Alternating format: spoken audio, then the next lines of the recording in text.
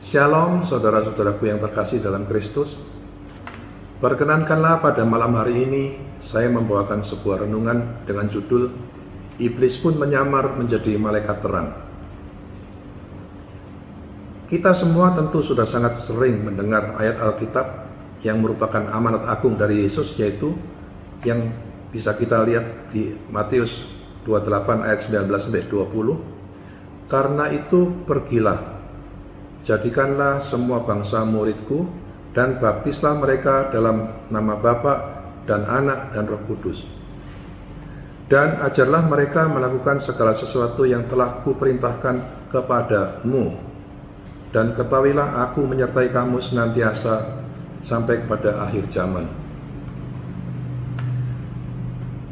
Di sini Yesus berkata kepada para rasul, dengan demikian iman yang kita terima adalah warisan ajaran dari para rasul.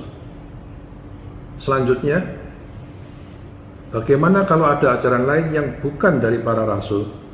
Sikap kita adalah tidak menerima ajaran tersebut. Hal ini dikuatkan oleh Rasul Paulus pada Galatia 1 ayat 8. Tetapi sekalipun kami atau seorang malaikat dari sorga yang memberitahukan kepada kamu suatu Injil yang berbeda dengan Injil yang telah kami beritakan kepadamu, terkutuklah dia. Betapa kerasnya ayat ini. Paulus mengajarkan kepada umat di Galatia untuk tidak menerima Injil yang bukan dari para rasul. Paulus dalam surat kepada orang-orang di Korintus sempat menegur lagi umatnya. Kita lihat pada 2 Korintus 11 ayat 4. Sebab kamu sabar saja jika ada seorang datang memberitakan Yesus yang lain daripada yang telah kami beritakan, atau memberitakan kepada kamu roh yang lain daripada yang telah kamu terima, atau Injil yang lain daripada yang telah kamu terima. Dengan demikian, Paulus menekankan bahwa standar ajaran Injil adalah ajaran para rasul dan bukan yang lain.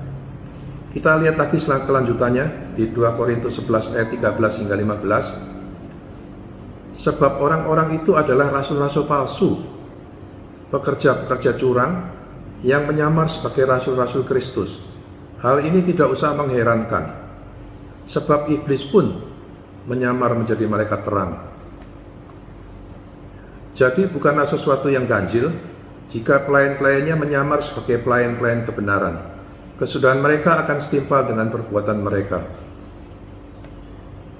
Selanjutnya, dari mana kita bisa mengetahui suatu ajaran itu berasal dari para rasul? Anda perlu membaca Alkitab Anda dan mempelajarinya agar mengerti firman Tuhan. Contohnya, ada yang mengatakan mengikuti Yesus itu pasti kaya dan sukses. Hal ini bertentangan dengan ayat Alkitab Matius 16 ayat 24. Setiap orang yang mau mengikuti aku, ia harus menyangkal dirinya, memikul salibnya, dan mengikuti aku. Ada juga yang mengatakan, asal percaya Yesus, sekali selamat, tetap selamat. Ini pun bertentangan dengan ayat Yakobus 2 ayat 24. Manusia dibenarkan karena perbuatan-perbuatannya dan bukan hanya karena iman. Bila masih ada keraguan, bertanyalah kepada imam atau romo di gereja Anda. Kesimpulan dari apa yang sudah saya sampaikan tadi adalah, pertama, ajaran yang kita imani sebagai orang Katolik adalah warisan dari para rasul.